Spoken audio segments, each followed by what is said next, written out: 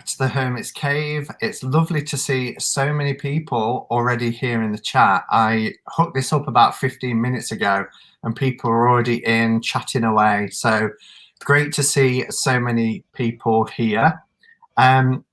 Today, I always say I'm really excited, but I really am excited because Lou Valcourt is somebody who I've mentioned before on my channel, one of the very first YouTubers I ever stumbled across way before I had a channel. And I can still remember I was looking into certain decks that I was going to buy, and Lou popped up doing a walkthrough, and I've watched her and her channel ever since. And that's got to be at least 4.5 years since I first found that there was a community here. So I'm really excited to have the opportunity to have a chat today with the lovely Lou. And I know a lot of people are also excited about it from comments they've made in the Facebook group and things like that. So without further ado, I hope you've all got your cuppers ready to sit back and just enjoy getting to know Lou a little bit better through this chat that we're about to have. So let's bring her in and give her a welcome. Hello, Lou. Hey, how are you? I'm great. Thank you for agreeing to come on. Thank you for having me. I'm very excited. Yeah. So what we always do is we just have a cuppa and have a chat. I don't know if you've got a cuppa to hand, or what do you normally like to have to drink? I normally, it depends. If it's the morning, I'm going to have some coffee. I might have, I have a weakness for like pop, but right now I just have some water because I think I have a bit of an ear infection. And so I'm just I'm trying to be healthier and just drink water rather than pop today. Yeah, give yourself that sort of cleanse. I'm really into cold brew coffee at the moment. So I've got some cold brew coffee, and yeah, just to give me that, because it's morning where you are, but it's late afternoon here. So you're 6 hours behind. We've just worked out, haven't we? So, but you're not a stranger to the UK, are you? You've had connections here and you visited here. Do you want to tell us a little bit about that? Yeah, my mom is from Rugby. My mom grew up in Rugby, which is, for those of you who aren't in England, is near Coventry and Birmingham. It's in the Midlands. So she grew up there, and then she moved here in '68 because she said there weren't a lot of jobs at the time. And so they advertised for like to work for a year in Canada. So she went thinking she was only going to work for a year and come home. And then she met my dad and she just ended up staying here. So I have family in England. I have family in Oxfordshire. I have family in Wales, and family in like the London area. So I've been to visit. My grandma also lived on the Isle of Wight for a while. So I grew up with like English stories, and my grandma would come to visit every few years. And then when I was older, me and my mom would go visit. So I have family. And the last time, though, I was in England was back in 2011, so almost 10 years ago. And wow. I feel like I'm due for another visit at some point. Hopefully sometime soon when I can get the money, because it is, I mean, and obviously right now no one's traveling. Yeah. But I do miss it because it was lots of fun. We usually stay in Shrewsbury, rent a cottage there. And because it's sort of like we can get to Wales by train, we can get to Oxford by train. And to us, it's not that far, 3 hours to London, although British people tell me all the time, like, you're crazy going 3 hours and then 3 hours back. But compared to the distances in Canada, like where I live in Winnipeg, it is a 6-hour drive to the next city, at least. And the next like big city is about 18 hours away by car. So to us, 3 hours is, I mean, it's long, but it's not that big of a deal. Yeah, I can remember when I spent time in the States, my in-laws lived in the same state, but every Sunday we used to drive from one part of Utah to another for Sunday dinner. And when I first went, I said, "Well, how long is this car journey?" Thinking they say, there's like 2 hours. I'm like, 2 hours drive for Sunday dinner and 2 hours back. And for me, that was like driving to London. Just Yeah. a 2 hour drive from here to London. And we just Yeah. do that very often, just don't do long journeys. I'm going to Glastonbury Yeah. on Friday. That's a 4 hour drive. And I'm like, how am I going to do 4 hours? What, where you are and in the States, it's just nothing. Yeah, it's funny because when I go to England, I'm like, oh, that's an hour away. That's nothing. The people are like, what? That's a whole day trip. So, Yeah. but you know, it's good because it's all relative, right? Because I noticed in England, like towns aren't that far apart, but they're much more condensed. Whereas I'm sure you saw in Utah, everything's more spread out. There's just space is just used very differently here.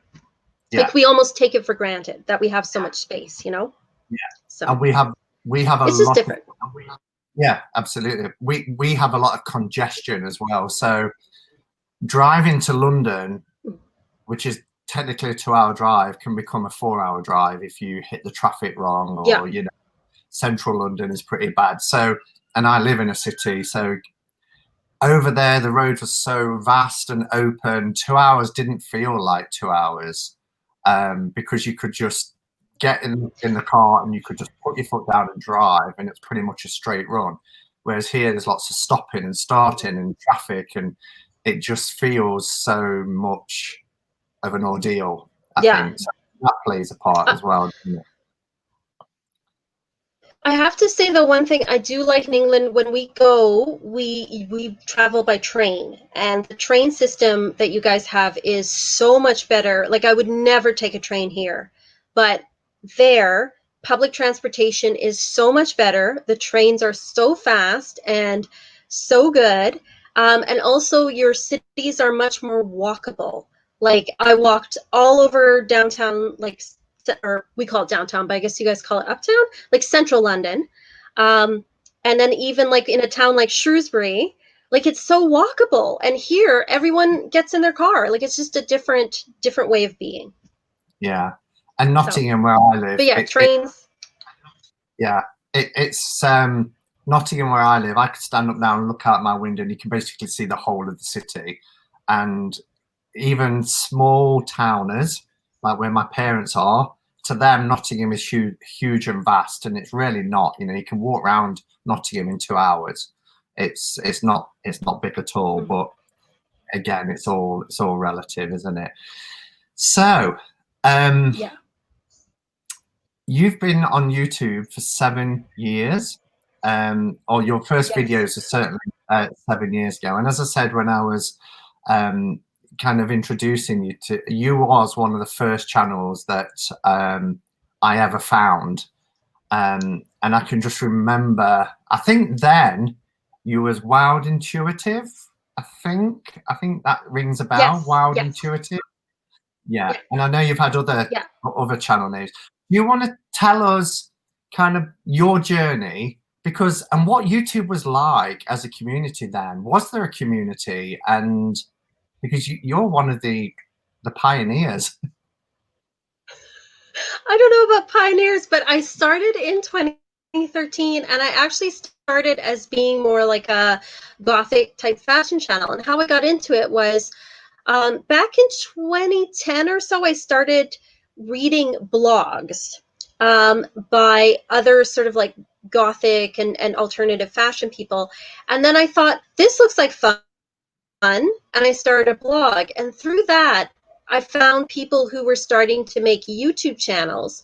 And so I started following them, and I started to think like, this looks like a lot of fun to do.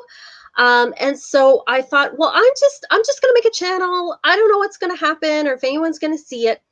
And then it evolved into, I started talking more and more about things like tarot cards and witchcraft. And so it just sort of evolved in that direction. And I moved away. Like I found with the fashion stuff, like really, I'm not as prolific as some other people. Like some people have these big giant hauls, and I'm like kind of like this is me and t-shirts and jeans and stuff. So um, and my passion really lay in stuff like tarot cards and astrology and witchcraft. So it just sort of naturally moved in that direction. And so I started to find other people who were like I found Kellyanne Maddox. I found who else did I find off the bat? Avalon. There was a few people at the beginning that I found, and then it just started to spread out. So I think there was a community, but it was smaller, and now Mm. it's gotten a lot bigger. But I think that's great because everyone's got a different perspective and a different voice. And it's great to see there's people I've followed since they started and then watch them like grow and watch their businesses and everything grow. So that's been really exciting. And then your name started to pop up. And then I started like in comments, but also people would talk about you. They'd mention, and then I was like, that name looks familiar. And then I went over and I was like, oh, so it was like, it's very symbiotic because you start to recognize people's names in the comments. You start to recognize people through the chats that you have and through chats that other people have. And so it's really like, I feel like I sort of found the community and then the community also finds you and it just sort of grows out that way. Yeah. And Kelly Bear said that's how I found Lou, via GothTube. Yeah, and you won't know this, but you know, everybody knows me now as like the RGWs guy. I love Rider-Waite-Smith, so many decks.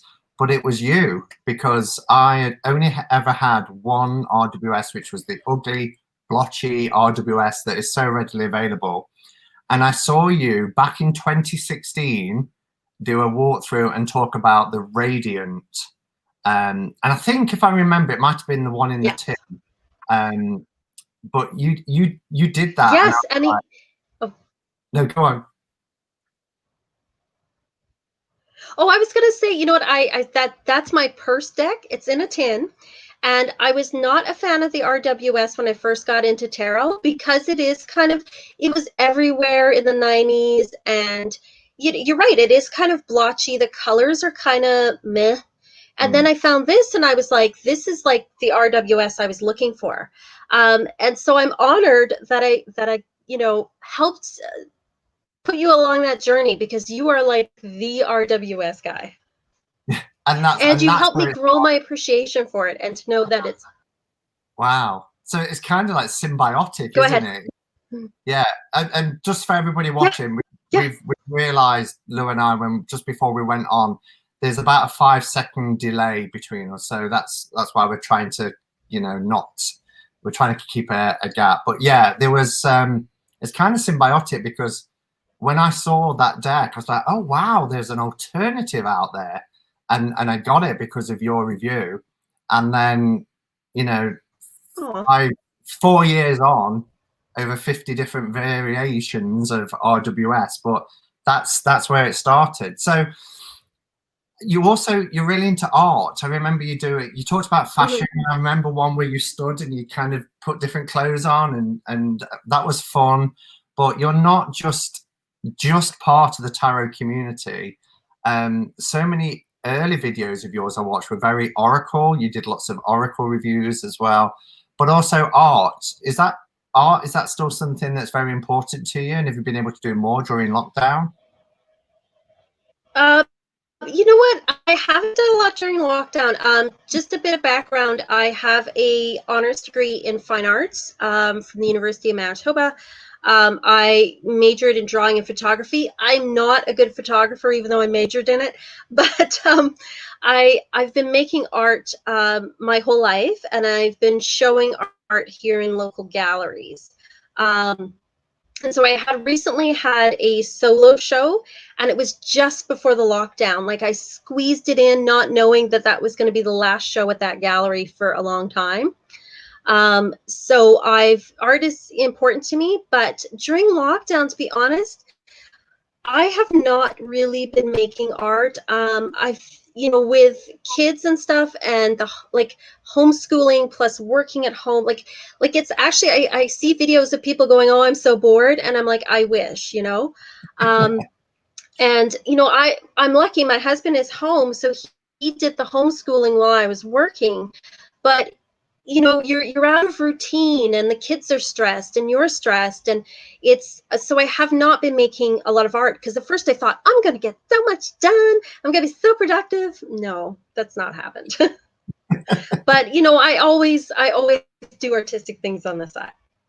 Yeah, and that's something that really comes through watching your channel. You know, it's and of course your love of music. You know, there's you talk about music, and you do reviews of bands, and you talk about live venues that you go to and all that kind of stuff. So for anybody who might be watching and doesn't know about your channel, I don't know where they've been for the last 7 years, but what can somebody expect if they subscribe to your channel? What do they get when they, you know, subscribe to Lou Valcourt?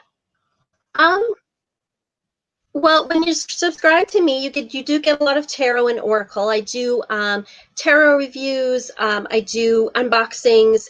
I also am doing a series right now where I'm sorting through my very messy office, where I'm sorting through my decks. I'm trying to pare down to the ones I really love and like give away or sell the rest. Because I really believe that cards, they shouldn't just, I mean, there's a few that just sit on the shelf and are collector's items, but for the most part, to me, they're tools to be used. So I have that.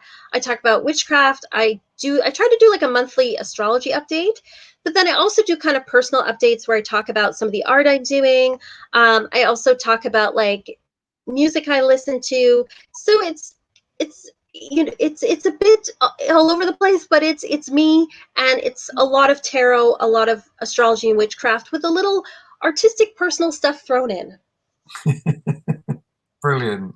Yeah, and what about the kind of the evolution of your channel then? So originally, you were Enchanted Parlor, and then, as I said, Wild Yes. Intuitive, and now you've come to your own name of Lou Valcourt.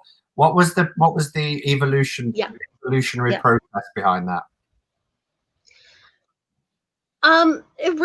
It started from my blog that I had back in 2010, 2011, 2012, which was Enchanted Parlor. And it was like a lot of sort of steampunk and gothic fashion and things like that. And then it started to, when I got onto YouTube, it started with that name, just a transition from the blog. And then I started to go, oh, do I really like this name or not? So then it changed to Wild Intuitive. But the more I went along, the more I was kind of like trying different brand names and things, and it didn't quite sit right. And then I was just like, just use your name, because you're always you. And that way the name doesn't have to, you know, I felt like a name was kind of putting me in a bit of a box of you can only do these kind of videos, where if it's just my name, well, it's always me, right? Yeah, it's all aspects of your life, isn't it? And the things that you find Yeah. interesting that Yeah. others can resonate with. Brilliant. And I like that. And I've noticed actually that more and more YouTubers are actually doing that. You know, there's one or two that spring to mind where they would have had a, you know, something more branded, and now are making it more personal. And that's why I wondered if it was that sort of process that people go to, or whether it's because of anything more about feeling more comfortable. Because I think a lot of people, when they first come to YouTube, they realize they're putting themselves out there into the world, but have a bit of a safety blanket, if you like, of a brand Yeah. channel name, whereas you're more Mhm. searchable and findable with your own name, aren't you? Did that play a part at Yeah. all? It did. You know, I think at first, like, there's the, you know, and it depends. Everyone's situation is different. I think it depends where you live in the world.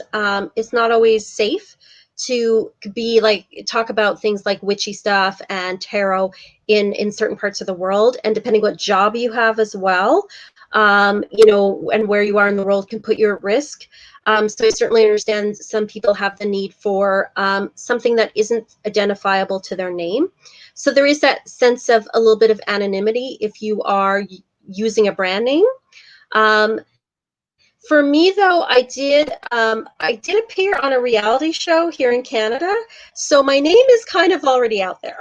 It's kind of already there, and I just thought, you know what, like where I live and the job I do and stuff, I'm not at at any particular risk for anything, and I'm kind of like, this is who I am, and if you don't like it, oh well, you know, not everyone's going to like you or like what you stand for, right? Yeah. And I remember that video. You told everybody afterwards, didn't you? I seem to remember watching you and you was like, oh, by the way, I've kind of taken part in this reality show. Was it Canada's Worst Driver? Was that the title? Yes, it was. Yes. How was that? You can look it up on YouTube. It's season 12. There are, I think, 15 seasons of it. I'm on season 12. 2016 was the year. And so you can watch me drive very badly. And it's basically they take bad drivers and they send you to a rehabilitation center to learn driving skills. And every episode, someone graduates. So your job is to not be the worst person. But it was filmed, and then I couldn't really talk about it until it aired.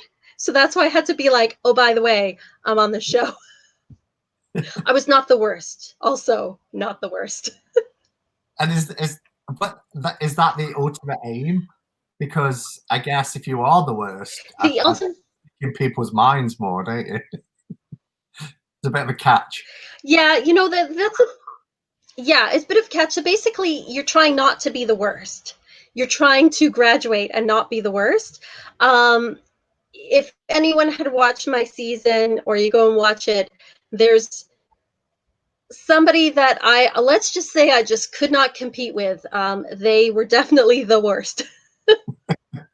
So it was a good experience, though. I learned a lot, and it was really interesting to see how a TV show is made, and everything that goes into it. And so it was just a really interesting life experience. And so, you know, you can now Google me and laugh at me. So yeah. And did you, with it being a reality show, and you know, particularly back in 2016, reality shows, especially over here, are huge. Did you get any sort of fame, or did people recognize you and that sort of thing? Was it at that level? you know what, it's not to the level of something like in the States, or I think even in the UK. I mean, Canada's not a huge, I mean, it's a big, physically a big country, but it's not population wise huge. And so it's the most watched TV show on the Discovery Network in Canada. It is fairly popular. People did recognize me. But you know, it's hard to explain. It's like Canadian TV famous, which is not famous. So like occasionally someone recognizes you and says, "Oh, hey," but it's you can walk down the street and most people don't know who you are, and that's why I felt comfortable doing it. And it also wasn't scripted, in that they didn't tell you like, oh, we want you to act like this. It really, people say, oh, that person has to be fake, this has to be fake. No, none of it was fake. It was all real. So if they were doing fake drama, I would have never appeared on the show. So it's more of an educational show. Yeah, that's really interesting, because not to the level of a popular series, but me and my family took part in a Channel 4 documentary in the 90s, and it was supposed to be a documentary, and in all intents and purposes it was, but it was, you know, can you walk up the street again, but this time a bit slower? Can you pause here? Can you do, and it was, you know, and there was a scene with those two people on bikes that were coming to visit us, and they had to film over and over again, just cycling up the street because they didn't catch it right and the angle wasn't right, and they were stood in neighbours' gardens, all this sort of stuff, and it was so produced. So I've always kind of been thinking, I wonder if reality TV is scripted. So it's interesting to hear that position from somebody who's been part of that. Some of the things were like that, where they would you'd have to stop the car in some of the segments where they wanted to film you. They'd have somebody, obviously standing outside the car, and you'd have to drive by again. Or when they were filming us, there was a day where they filmed me driving around my city. And so they would just get you to keep driving and driving, and could you do this again, so they could get the shot. So there was those sorts of aspects of it. Yeah. But it wasn't like, oh, we need you to be more this, or we need you to pretend to be like that. That did not happen. Yeah. It was people. There's one particular person, if you watch the show, that she's very, how do I explain this? She would text all the time and drive quite recklessly, and did not seem to care about others. And people say, "Oh, that person must be fake." No, she really did not care about anybody else. And Wow. like, that was not acting. That was just the way she was. But people would think, "Oh, that's fake," and sadly, it wasn't. Yikes. That's scary stuff. Yeah. Yikes is right. Yeah. Yeah. So what made you apply? Do you actually think you're a bad driver, or was it opinions of others? I'm a nervous driver. Okay. And you know what? I'm a nervous driver. I did not. I got a beginner's license, like a training license, when I was teenager. But I moved out from my parents' house, and I lived in the city and lived in apartments, and just didn't have the money for a car. And then also, I had one of my roommates and one of my friends was killed in a car accident. And I think that really stuck with me and made me very nervous about driving, where it's like, this could kill someone. And so as the years went by, I just got more nervous about driving. And so I finally got my full permit when I was 41, and or 40. Yeah, I was 40. And then but I was still too scared to drive. And we would watch the show. We enjoyed the show, but this little voice said to me, I don't explain it. It was like a little intuitive voice that said, "You could get on that show." And Wow. so my partner nominated me as a kind of a lark, like to nominate me and say, well, it might actually, all the lessons, it might actually do you some good. And then we forgot about it. And then they called us months later saying, hey, we're going to come to your city, and we're going to be interviewing a few people that might potentially go on the show. And they would interview us, and then the next step would happen, and the next step, and the next step. And I would be like, I think we're going to be on this show. And then it happened. Wow. And how long did filming take? It took just over 2 weeks. They did they did a 10-day stretch, and then they flew us home for a week. And then they flew us out again for another 10-day stretch. So about like 19, 20 days to film. And you would get up at like 6 in the morning. They picked like the most daylight hours. So it was like June, July. And we would start filming usually around like 7, 8 o'clock, and it would go until about 9 o'clock at night. So they were full film days, but it was a lot of hurry up and wait. You would be waiting and waiting and waiting, and then all of a sudden somebody would be like, okay, we need you to go do this thing. So it was like being at a strange adult summer camp is what I would describe it as. That sounds crazy. Yeah. And they fed us very well. Did they? Good. I was going to say, doing that and all those long hours, no wonder your driving's not going to be top notch as well after 10 hours behind the wheel and stuff. But if you sat around, so and it's sorry, go on. Sorry, go ahead. No, so I was going to move on to the next bit. I was just saying.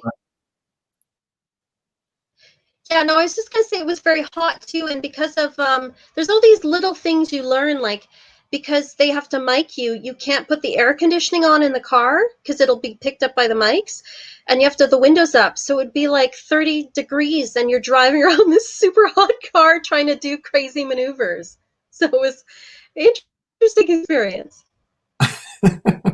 I'm definitely going to YouTube it, because I remember at the time in 2016 with you talking about it and thinking, oh, I'm never going to see this, because it's on in Canada, and of course, but now as the years go on, YouTube, things get uploaded, don't they? So I'll check it out. All right. So you spoke about Witchcraft. So do you identify Mhm. as a witch? And if so, any particular Yeah, form of witchcraft? okay. Yes, I do. I've always been kind of interested in like weird things. Weird. Um, I was just as background. My family is very religious in that they're very like conservative Catholic.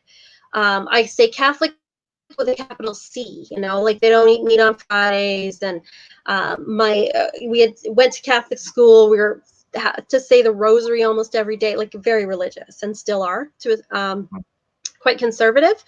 But I was always interested in like really odd things, and I remember hearing about astrology and tarot as a kid and thinking it was fascinating. And I really liked like spooky stories and like all these sort of paranormal things. And so I started getting into, at the time it was, you'll remember the satanic panic of the 80s and the early 90s.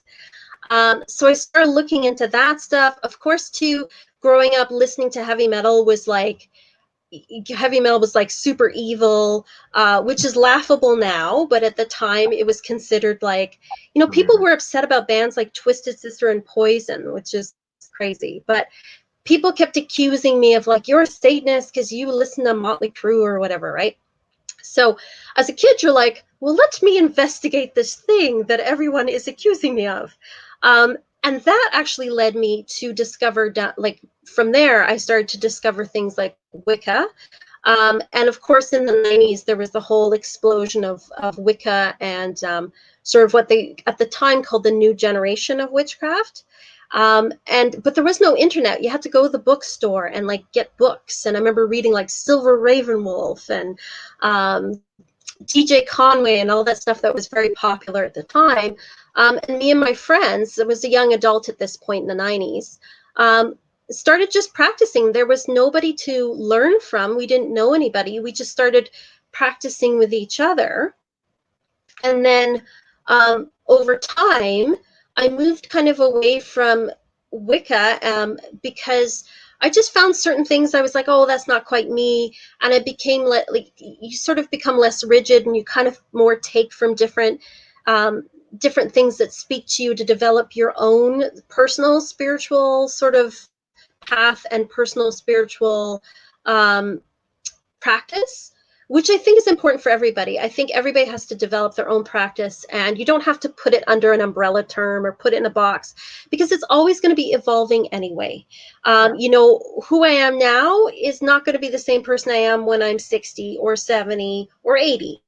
You know, and it's not the same person I was when I was 15. So it's going to continue to grow and build on it. So I didn't want to lump myself into like, I'm this kind of witch, you know, kind of, I do believe in, you know, sort of higher power, masculine, feminine, god and goddess.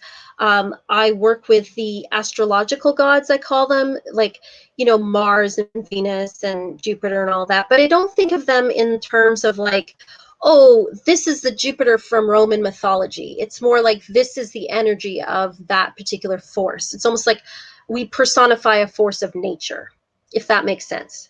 Hmm. Absolutely. Yeah.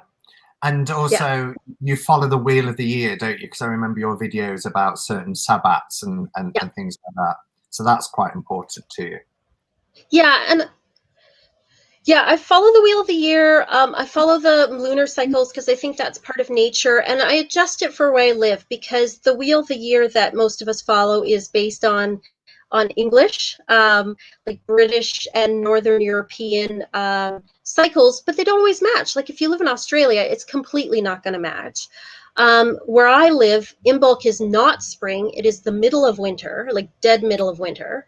Even spring equinox is not spring. Right. I look at spring equinox as like spring's gonna come. Spring's gonna come. You're Yeah. tired of winter, but it's gonna come. You know, Beltane's more of a spring thing here, but then the rest of the year all matches up. So I think you have to make a practice that works for you. You just because it's in a book doesn't mean it's relevant to your life. So you have to adjust it. Like don't feel trapped by that book. Yeah. Yeah. And I think I remember you talking about that because you also reviewed The Great Work, didn't you? Was it Yes. yes, Yes. you did. Yeah. and talking about how you have to adapt it to your environment and your lifestyles as well. So can you give us just a bit of an overview of like a little bit about your practice, whether you follow any rituals, what kind of craft work you do? I do rituals, but I'm not like I used to be. Like, you have to do a ritual at summer solstice, and you have to do a ritual at Lammas, and you have to. I used to be very sort of rigid about that, and now I'm not anymore. So, like with life, sometimes you're tired or you're dealing with other things, and sometimes if I just light a candle and pull a card, that's enough.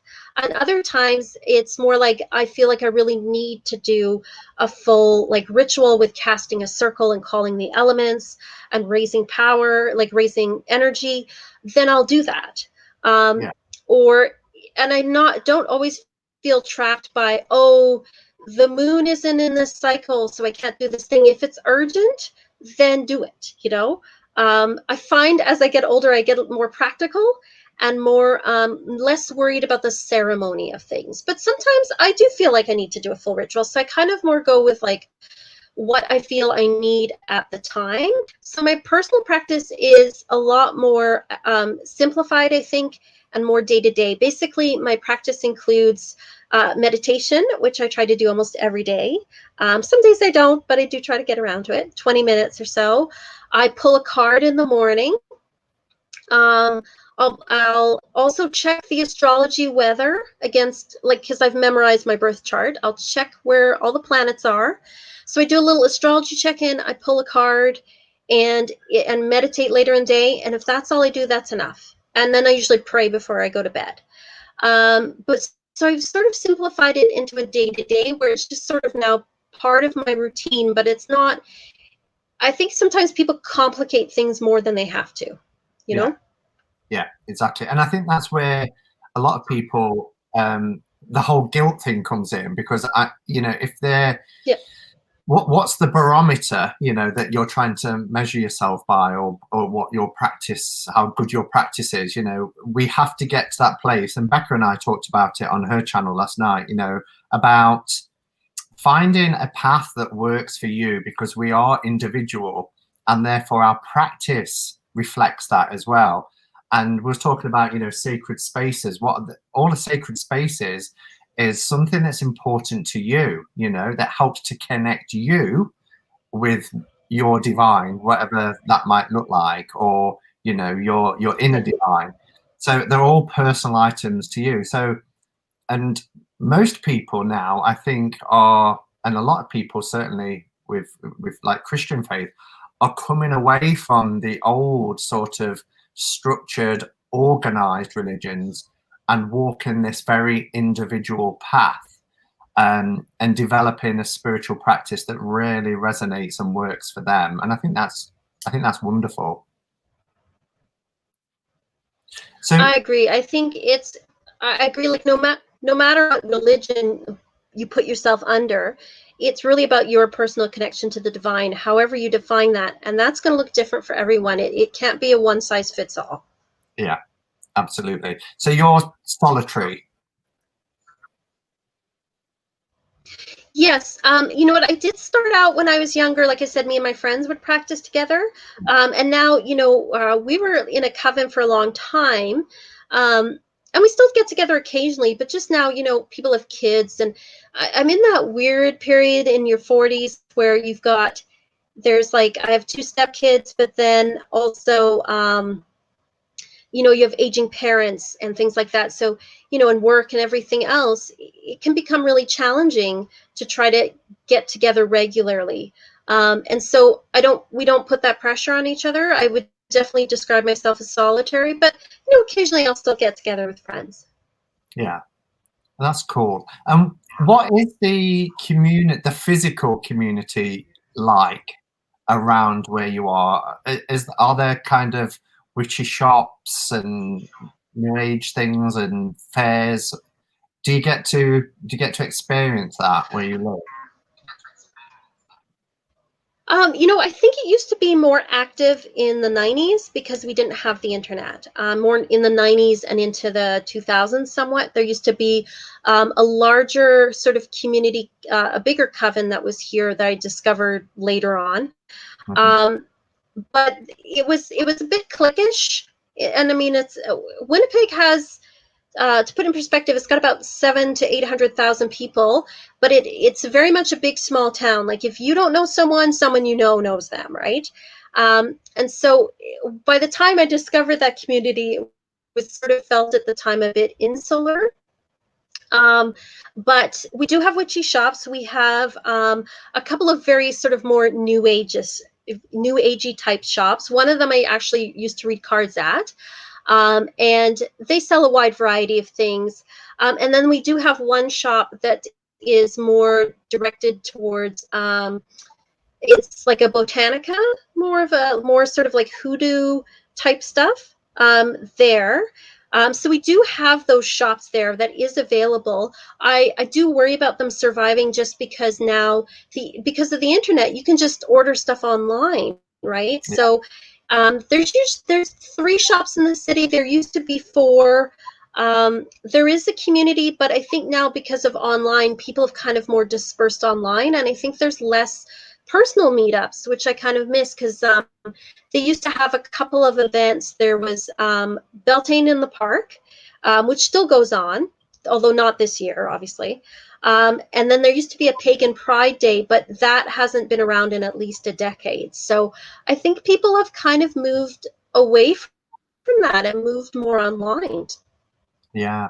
And also, I don't know about there, but I know cost is a real factor as well. So Pagan Pride last year didn't happen for the first time in 10 years in Nottingham, and it was down to cost, from the local councils for the Yeah. hire of the parks and everything else, and the policing of them, and it was just they just couldn't make it pay, and it's such a shame to lose that because that was one of the highlights of the Yeah. year in the city's calendar, and you really have to Yeah.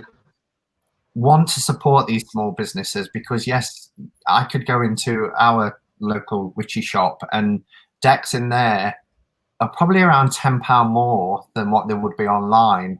But it's just you make that decision because you want to support it, and you don't have to wait for it and everything else. You think, right, this is I might be paying a bit more, but if I don't and this place doesn't exist in another few months, how much am I going to miss it?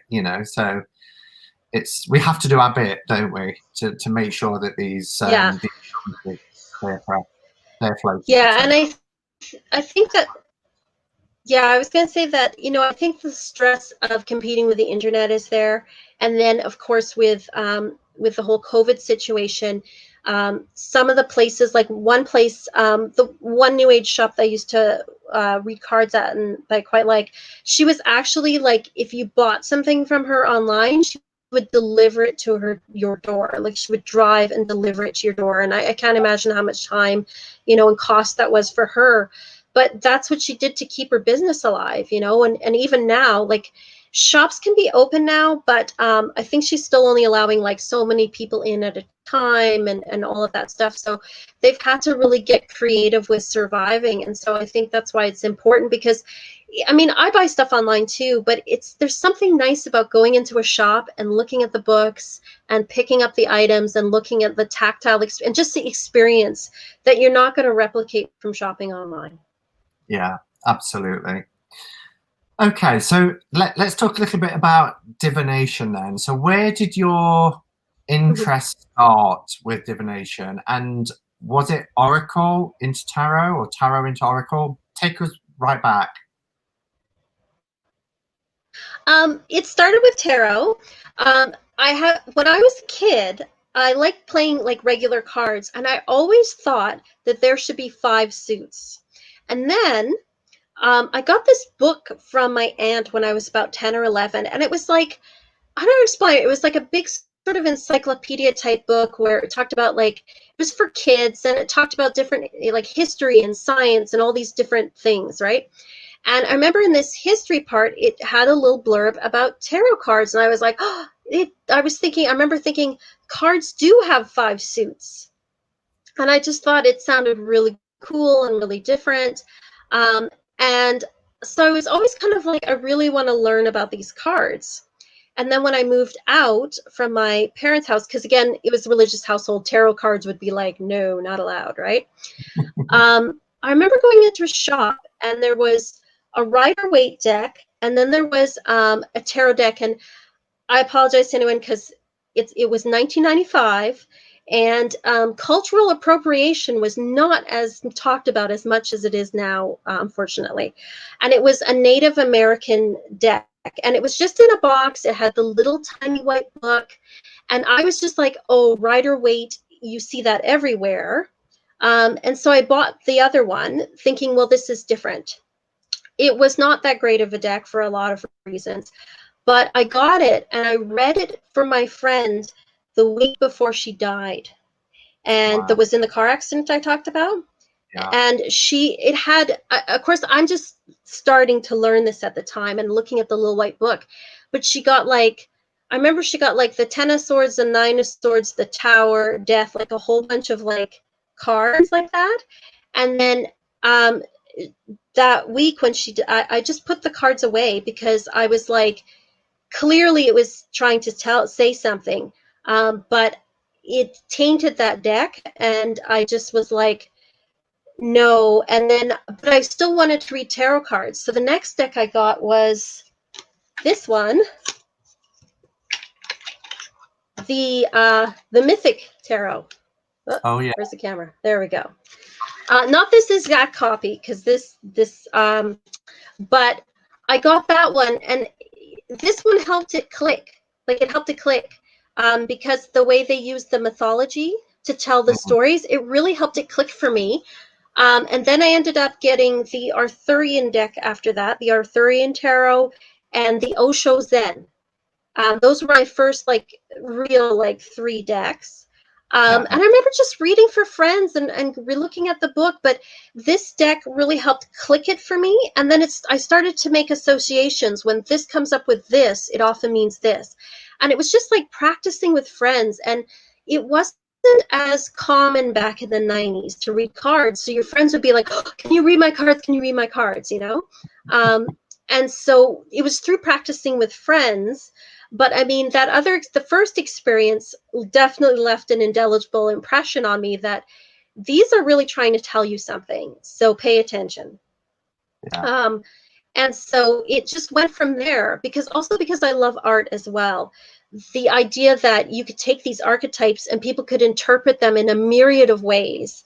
I just find it fascinating, because this is like 78 little art pieces as well. You know, beyond divination, it's also beautiful art.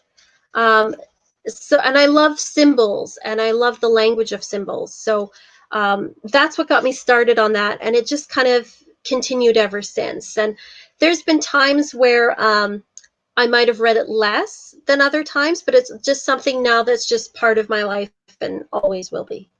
Yeah. Wow. That's an incredible story. And the artwork is wonderful in the Mythic. And just on Sunday, I picked up the new Mythic and did a side by side. Yes, I saw that. Did you? I've got the same version as you have, with the purple back. Do you have the new Mythic, or have you just kept with the original? No, you know what? I had in the 90s, it must not have been a first edition. It had the black back, but it wasn't as thin as the one you were just showing, the one from the 80s. And it came in the bigger box, and I still have the original cloth that came with it as well, and the original book. But somewhere along the way in moves, I don't know what happened to the deck, if it got given away, if it got lost somewhere, but somewhere it got lost. And then I really wanted it back, but of course it's out of print. But I did find one last year, and I think this is from the 90s, because it's got like the blue kind of back on it.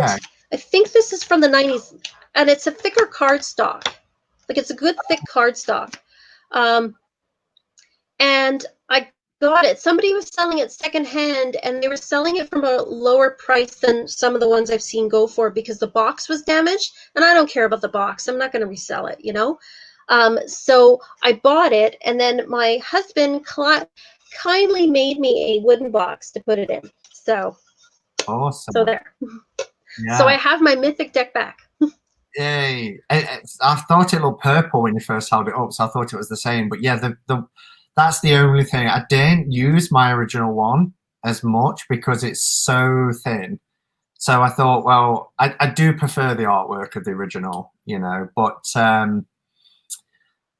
the new one, I thought, well, at least I can use it, and it doesn't matter, you know, if it gets a bit scuffed or bashed, rather than a 1986 one that's, you know, really old now, that needs a little more love and attention. So, are you a professional tarot reader, or do you just do it for fun and self-development, or do you do it as part of a business?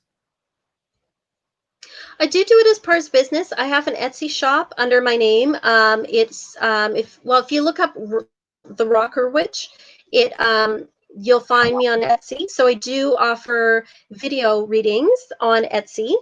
And then also through my Patreon, people can subscribe to like a monthly reading where I send them a monthly private video reading.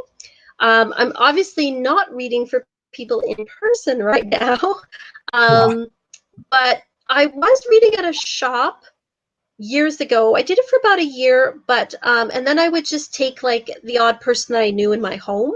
But I just read online for the most part now. And of course I read for self-development. I read for friends, you know, I do that as well. Yeah, brilliant. And I put a link to Lou's channel below in the description if you want to click onto there. And I know, thank you, Kelly. Kelly Bear put a link in a little while ago as well. Yeah, thanks, Kelly. So, yeah, she's really good like that. All of my mods are great for some things. But if somebody does click onto your YouTube, is everything listed there as well? Your Instagram, your Etsy shop, and great. So everybody can find. It's all the links are there. I've got a like Facebook page, Twitter, Instagram, my blog, my website, all that stuff is there. I'm taking a bit of a break for a couple of weeks. I was so stressed out. I think we're all stressed out. We've all been experiencing like this. You know, I think there's this stress in the back of our minds all the time about what's going to happen next. And I know like everyone's in a different place and a bit of different things, but where we are in Canada, like the States, like all the unrest that's happening there, and for, you know, good reason.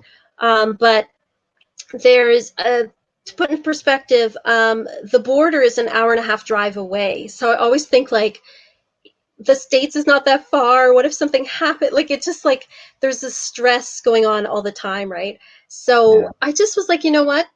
And especially if you're on the internet and you watch the news and you see all the worst of it, right? So I had to like be like, I'm going to take a couple of weeks where I'm not going to really post on Instagram. I'm just gonna take a little break for a while and then come back to it. Because I think it's easy to get sucked into negativity on the internet, unfortunately. So it's a tool that can be used for such good, and yet sometimes not, you know. Yeah, absolutely. And you know, but yes, I'm still. Yeah, go on. Sorry. No, go ahead. Oh, I was just going to say, I think we can really underestimate the impact that this has on people. And when I was doing the quarantine streams, you know, I kept reiterating. Everybody was like, "Well, we're all in the same boat," and we're really not. You know, we're all experiencing the same storm, but we're all in individual boats, and we're all, you know, our boats are being rocked in different ways depending on who we are, where we are, and it might be a global thing, but you know, it's had various levels of impact on so many different people. And I think it's easy sometimes just to say, well, we're all in this together. We might be able to, you know, support each other. But if we was back in December, as we start to do our 2020 vision and think about our year ahead, if we'd had any idea about what was coming, you know, when you say it back now, you know, this is going to happen, that's going to happen, it would have been terrifying. It would have seemed like something out of a horror movie. So, you know, we have to be really mindful that not only is it impacting on us but it's impacting on other people in various degrees as well. And we're going to see after this year, you know, such a soar in mental ill health, you know, as an after kind of effect of what's happening. And we need to be mindful of that, and we do need to protect ourselves and know when to hit that off button and to take a step back and just say, look, I just need to unplug for a bit, you know, and look after myself, and I'll be back. And you know, it's not goodbye, it's just a temporary break, but it's so important, isn't it? Yeah, I'm somebody who has struggled with anxiety and depression throughout my life, like on and off and whatever. And so I've learned to recognize, okay, this is starting to happen. So I need to kind of step back and practice self-care. So yes, of course I'll be back and all that. In fact, I'm waiting for a deck to arrive to do an unboxing soon. But so I would definitely be back. But I just knew I had to kind of take a step back. And I love your point about how people say we're all in the same boat, but we're not. Some people are in a yacht and some people are clinging to a little piece of debris, like and no, we're not all in the same situation. Some of us, like I've been fortunate enough to be able to work from home at my regular job, but not everybody's able to do that. Some people, like one of my best friends, she's a nurse in an ICU unit, and how terrifying that must be. And you think of people who've, lost their jobs, and I certainly feel for people in the United States. Like in Canada, we've been lucky. The government's been supporting people financially as we try to get through this. Hopefully that will continue. But I know other parts of the world, it's not been the same way, and people have, not wanted to go out to work because of fear, but of getting the virus, but they've had to put food on the table, and how terrifying that must be. So we're not all in the same boat. And I also think of, in the United States, especially, and not to diminish, I mean, there's certainly issues of racism in Canada as well. But I think, like, if you are a Black person in the United States, and everything they've had to go through, and what's going on now, your situation is not the same as a white person or a middle, or somebody who's poor compared to someone who's middle class. Like, we're not all in the same boats, and where you are too affects things. Like, you think of what's going on in Portland right now and how frightening that must be. And it's just, not to be overly political, but I'm just trying to say, like, we're all experiencing this differently. We're all in different situations, but I think that's why we need to exercise compassion for each other, and to recognize that we're all experiencing stress to greater or lesser degrees. So let's try to be kind to each other as we get through this. As an astrologer, I will say that astrologers have been predicting that 2020 would be the worst year out of the next decade or so. So that since 2017, since Saturn went into Capricorn, astrologers have been saying 2020 is going to be the worst. It's going to be the worst year. And just to let you know, I'm sorry to tell you, astrologers are also saying that September, October, November will be difficult because we have a Mars retrograde. And I don't want to go into all the astro babble, but that's going to be a difficult period. However, in December and January, things will start to look up again. So we just have to get through this year. Just have to get through this year. And I'm not into astrology. I've dabbled with it, and for whatever reason, I just can't get it all in my brain. But I work very intuitively, and I just know that there's more to come. You can just feel it. It's palpable. There is more to come, and you just know it's going to be a difficult autumn. And I think you're right. I think 2020, the whole year, is kind of got that red line through it, hasn't it? It's not anything. I know. Yeah, but we'll get through it, and we have to stay strong. And like you said, fairness, compassion, dignity for others. Sorry, Lou, I was going Yeah, to say I something then. agree. And I was just going to say too, we have to remember too that people are scared, and when people are scared, they may act in ways that they wouldn't normally. Yeah, But you know, sometimes also people are just jerks too. But but we have to remember that we're all scared, you know. yeah, absolutely. Yeah, and when people are scared, they react in a myriad of ways, you know, and we have to be mindful of that too and cut people some slack. Thank you, Kelly. She's put Lou's channel, Lou's Etsy shop, Lou's Patreon. So, so it's all there for everybody Thank you, to. Kelly.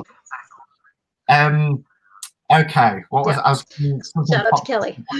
Yeah, shout out to Kelly. Big up, Kelly. So, do you provide any other services? So, you've said that you know you've got your Etsy shop. Do you provide any other spiritual services as well as reading cards?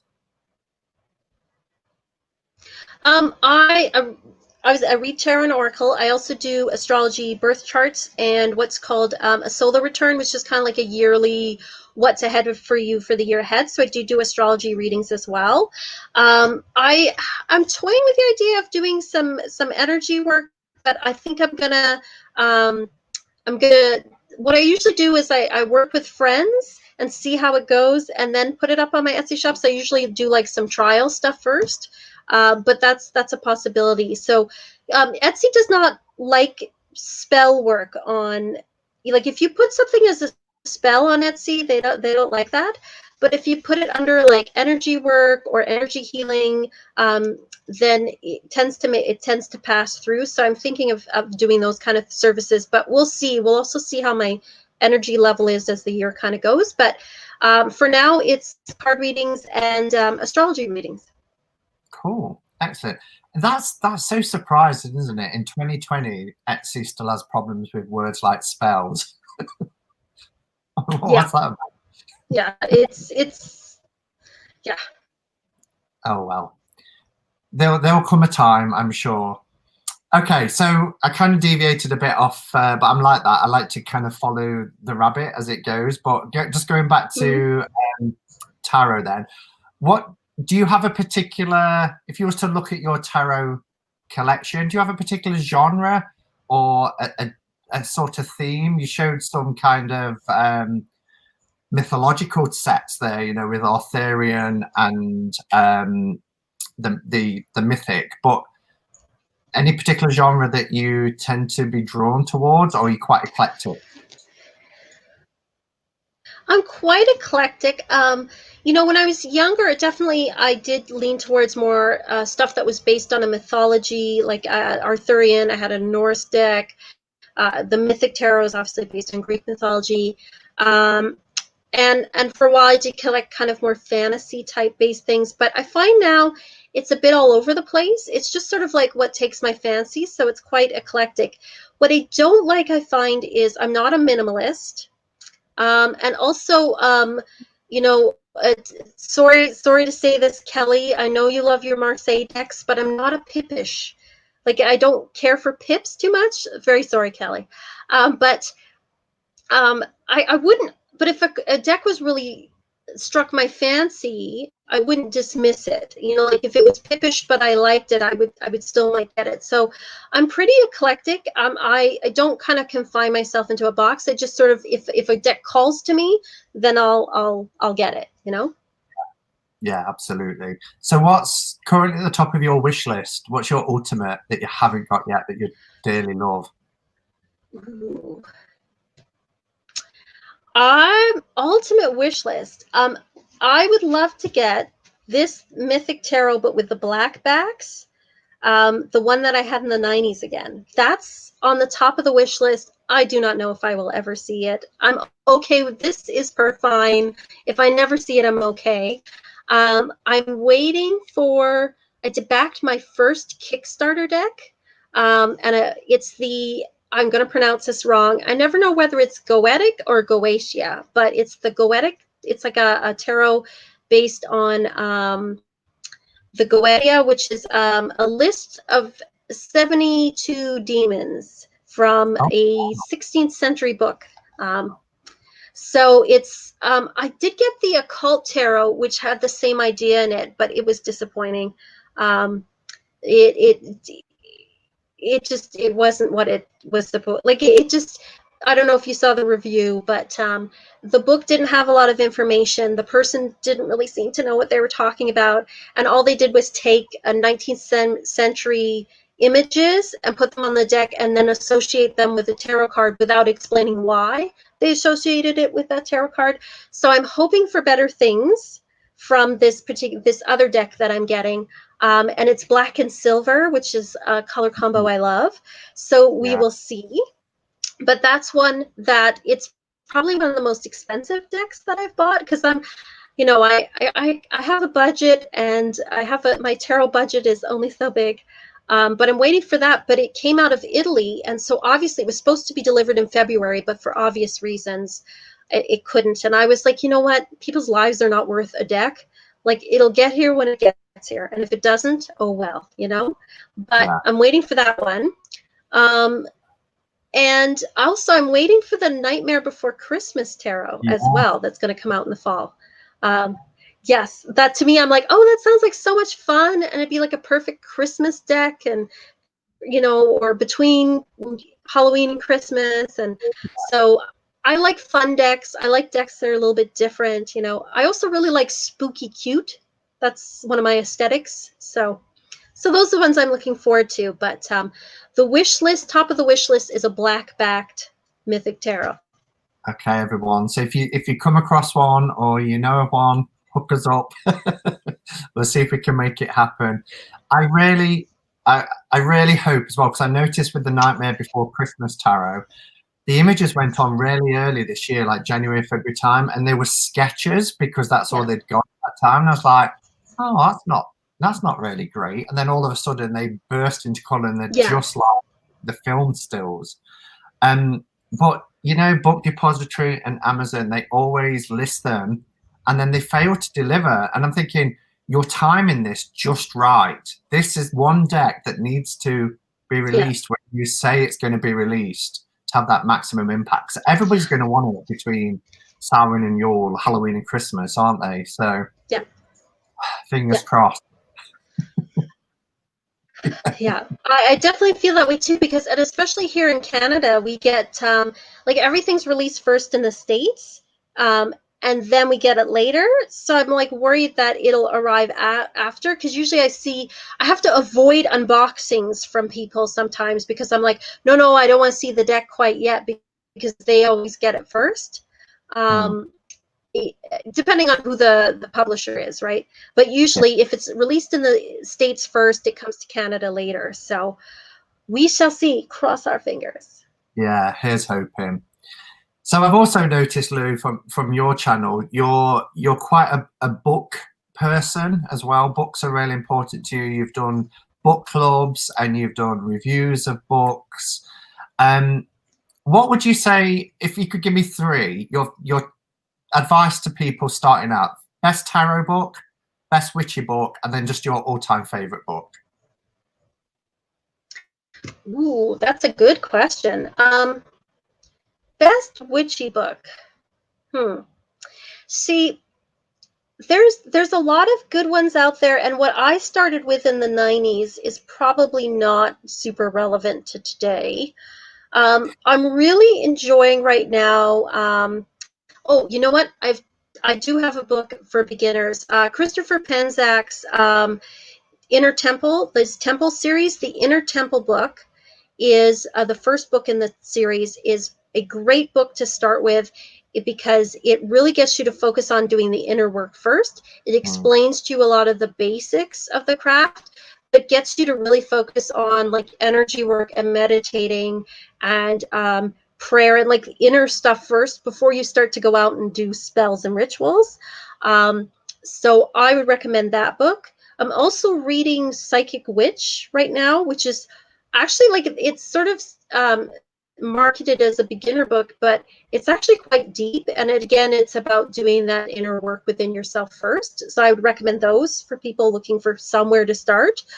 For tarot, oh gosh, you know, there's a little book called the Tarot Bible, And it's like I don't even know who writes it, but I think it's a great place to start. I think it gives you, yes, that's the book. That's a book. It's Sarah I Bartlett. think that book, oh, okay, thank you. I think it's a really great place to start to get to know the basics of tarot. It's got some good images in it. And I would suggest to people, I think you have to start with a deck that you like, but Rider-Waite-Smith, you can't go wrong because it's referenced in so many books. It's a great place to start to really get a hang of those images.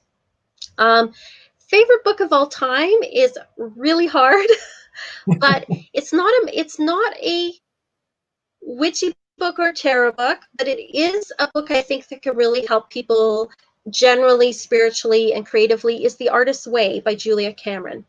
It is a 12-week sort of course book that really gets you to open up to your creativity, to listening to your inner self, and really links creativity and spirituality together, but in a very non-denominational kind of way. And I would recommend that book to anyone. Brilliant. Really good choices. And people are saying in the chat, great books. So yeah, fab. Okay. Just before we've been on an hour and 10 minutes. Time is just flying and I could chat to you all day, but a couple of questions where I really like to kind of just probe a little bit. So if you could go back to your 16-year-old self, knowing everything that you know now, what sort of conversation would you have? Yeah. Oh gosh. If I could go back to my 16-year-old self, I would tell her that to be patient, that 2 years seems like a long time, but it's really not, and you will be out of here. And to do your own thing and not worry too much about what other people think of you, and just to keep being creative and trust your inner self, that you know more than you think you know. Yeah, that's what I would say. You know more than you think you know, because we allow doubts, don't we? We allow doubts to creep in. So yes. Yeah, sound advice. Okay, and then you're throwing a dinner party, 3 guests that you want there, dead or alive, anywhere in history. Ooh, that is, so many people. Okay. Can I have you and Kelly there? Can you come as one? Like, can I have you and Kelly there? Okay. So you guys can be there. And then I'm going to invite Lemmy from Motorhead, because that would be amazing. And I'm going to invite Axel because I'm a huge Guns N' Roses fan. And that would be like the weirdest and most interesting dinner party I think I throw. Cool. Well, I don't know about Kelly, but I'll be there. That sounds like a fun dinner party. So count me in. Brilliant.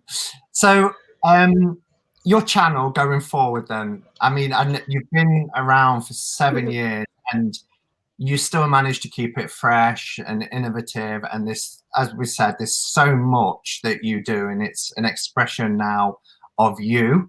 Do you have any sort of plans for your channel or any sort of directions? I know you're taking a bit of a step back at the moment, but will that provide you with an opportunity to think about where you might want to go? Any plans, I suppose, is the quickest part of this question. I've been thinking about a bit about where I want to go. And I'm still, like I said, I'm still going to do like tarot boxes, tarot reviews. If people want to watch me slowly clean up my office, my books and my decks, I'm going to keep doing that. I want to do more sort of just like witchy type topics, like I call them witch chats, where I just take a subject and talk about it, especially if something is happening contemporary wise. And just kind of continue going with that kind of stuff and talk about books and occasionally talk about art and music. So pretty much I'm just going to keep doing the same things. And if something new strikes me, I might throw it in there. So that's the plan. Cool. That sounds like a fab plan. And I've just remembered as well, it's just popped into my head. I'm giving away a copy of Marielle. Would you draw the name for me? Because I said I would draw it this weekend. Would that be okay? I should have asked you at the beginning, but... Yes. So, yeah, no, I'll totally draw a name.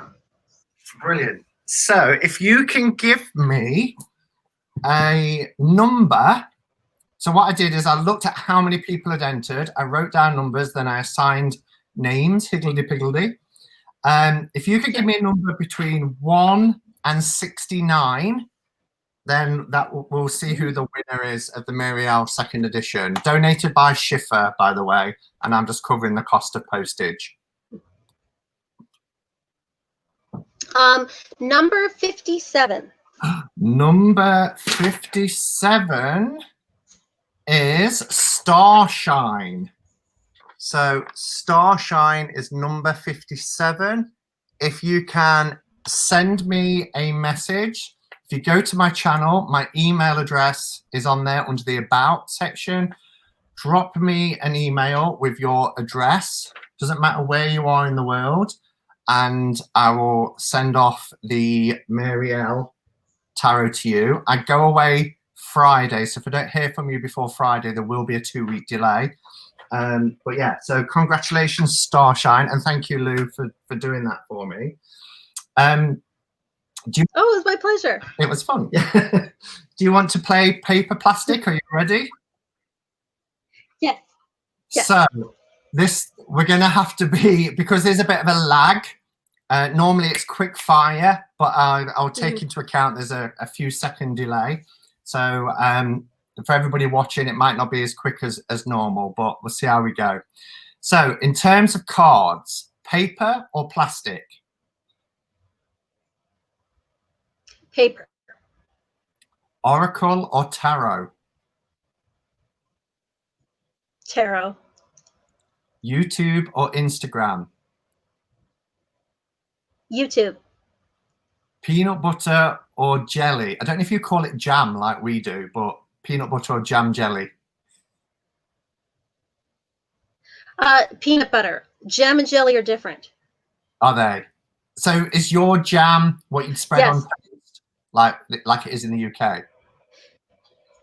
Yeah, jam. The difference between jam and jelly is jam usually has the little pieces of fruit still in it. Jelly is the liquid, a clear liquid that sets, but you can spread them both on toast. Oh, right. Oh, no, our jelly is the wobbly jelly that's you'd have with ice cream at kids' Yeah, parties. like Jello. Like the Jello is what, yeah. Yeah. Talking of parties. Yes. Yeah, that's the difference. Yeah. Big parties or small gatherings? Small gatherings. Waite or Crowley? Wait. Bath or shower? Bath. Bordered or borderless? Borderless. Dark and creepy or rainbows and unicorns? Oh, can I have both? Can I have both? No. Indie or mass market? Mass market. Tablet or PC? PC. Save or spend? Spend. Money or free time? Free time. Phone calls or FaceTime? Phone calls. Movies at home or in the cinema? Ooh. Cinema. Large or small cards? Small.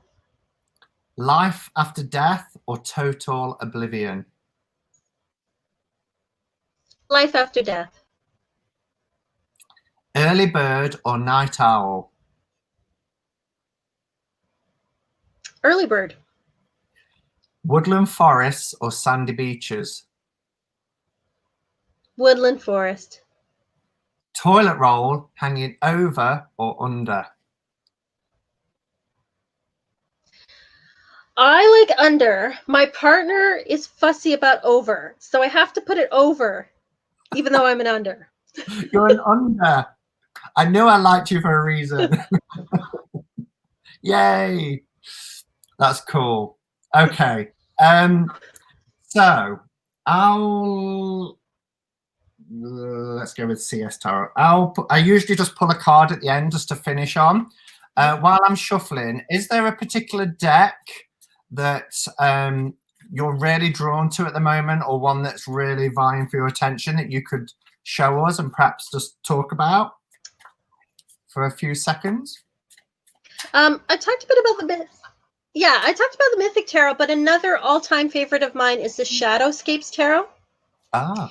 And I know I said I like small cards, but these cards are so detailed. I kind of wish they were bigger. So I have here my Shadowscape Tarot.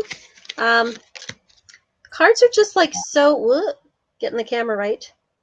They're so pretty. I love her artwork. It's just beautiful. And it's a deck that I read with all the time, and it's an all-time favorite. It's definitely in my top 5. It's a beautiful deck. It's got a lovely fairy-like quality to it. And I love it, and I feel like so detailed. I see more and more in it all the time. Yeah. Did you know the Shadowscapes. Yeah. Did you know there's a Czech version where they're larger cards? Oh, is there?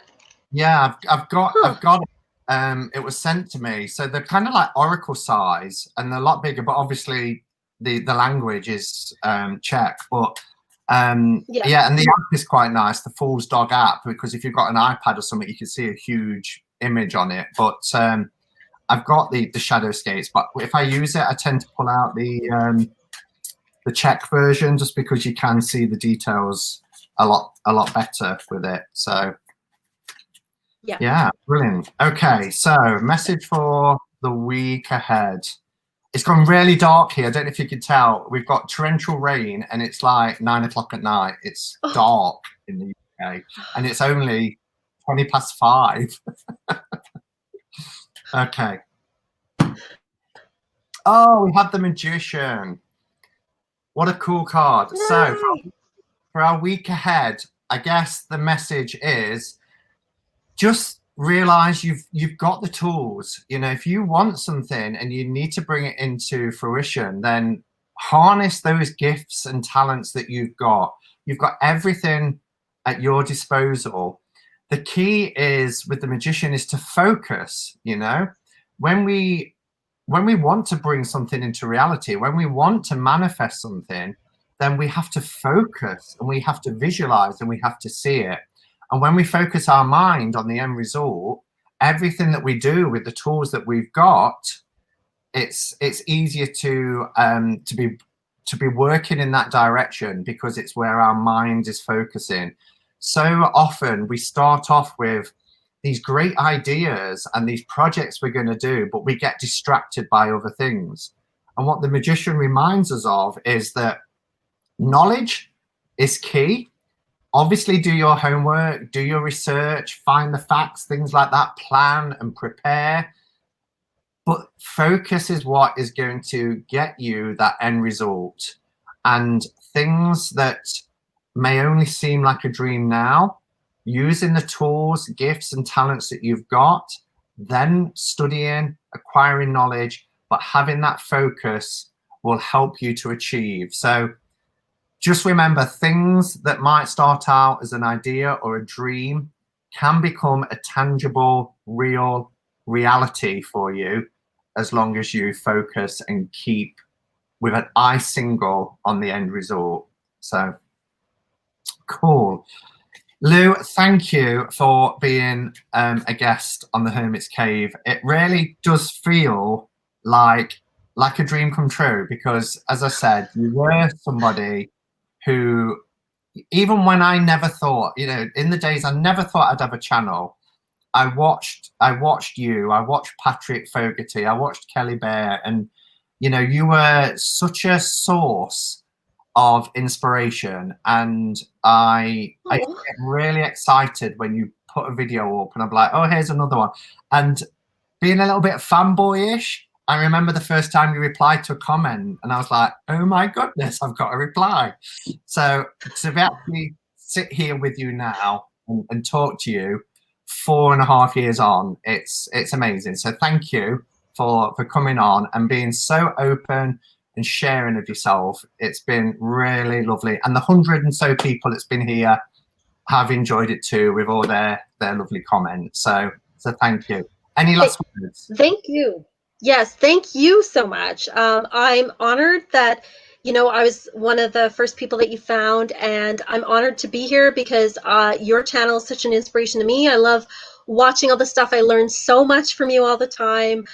You've really opened my eyes to all sorts of different decks, and just even to the variety of Rider-Waite decks out in the world. It's an honor to be here, and it is like, you know, I feel like I've known you forever. I watch you all the time, and I just feel like I've known you forever. So it's an honor for me to be here, and I just keep doing what you're doing. I love it. It's awesome.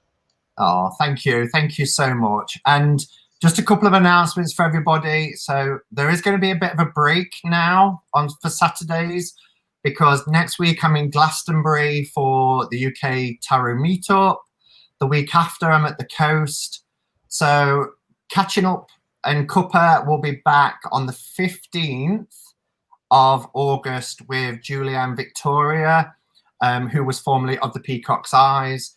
So I'll be chatting to her in the middle of August. So enjoy your summer and everything else. I'll be back with some pre-recorded stuff. Dan is going live at 5:30 Epine de Vale, and also Jen, who is in the chat, and Jilly from Little Zen Crone. They're having their Saturday night wine and tarot at 10 p.m. UK time, which will be 5 p.m. Eastern Standard Time. And then please do the maths on everything else. So that's some things that's happening tonight. But yeah, thank you everybody for being here. Thank you to the mods, especially Kelly, for all the links. You guys rock. And thank you, Lou. And until next time, guys, go in peace. Namaste and blessed be.